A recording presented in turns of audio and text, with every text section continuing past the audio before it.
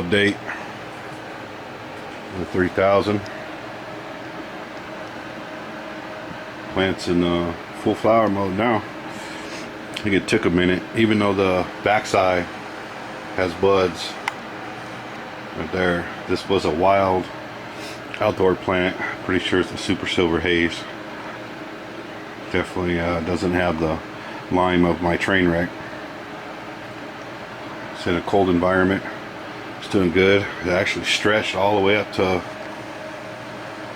almost the top of this net, this frame, which I raised way up, so I'm not going to use it. So it's stretched another, I would say, at least 10 to 12 inches right there, especially that one. There's some main colas there, but they're all starting to develop. There's a ladybug right there. There's two ladybugs that have been just chilling.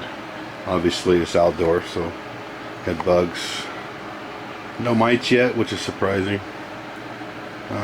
One thing I hate about any kind of outdoor environment like this one's got, it's basically outdoors in a tent in a way, but it's prone to getting mites and all that outdoor stuff.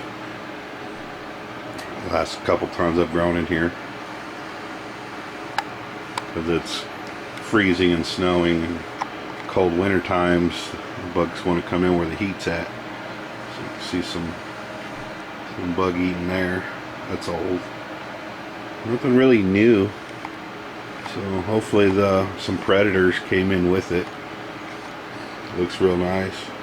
Really thick branches. It'll be quad colas right there. Those main four. That one, that one, that one, and that one. There's another one there. That one, that one. But there's four mains. I topped this plant twice. It bushed out like a good sativa does. You can see the nice big long skinny leaves is dominant. But a little bit later and I wanted to flower, but I'd rather do this than waste it. I'm addicted to growing, so I couldn't let a plant go like this. I had to bring it in, try to get a finish out of it, which should happen, no problem.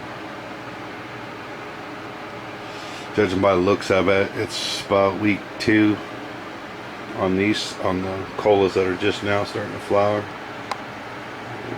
Probably about week 2. It's hard to tell. I'm gonna have to watch the backside where these buds are already developed. Those are gonna have to be harvested way before all this stuff here, which should be pretty cool. But that's the thing, when you're even though I put the timer at the time that this plant went into this tent, the sun was going up about 7 a.m. and down at 7 p.m. was about the time it was sunset, sun up to sunset. So I put the timer to mimic that, to help with the transition of going from outdoors to indoors. It's just like if I took a flowering plant like I have that's been 4+ weeks indoors, if I take it outdoors, a lot of times it'll re-veg even if it's flower season. They don't adapt to the sun spectrum and seasons that well. But outdoors to indoors is a little different. Plant takes a little bit, obviously, like it has, to adapt, as you can see with the big stretch that happened, to an indoor flower schedule. There's some down there. Let's see.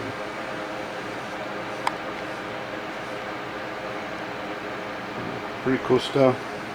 This update plant's doing good. I'll do another update in about a week. 3000's doing amazing, covering this plant real well.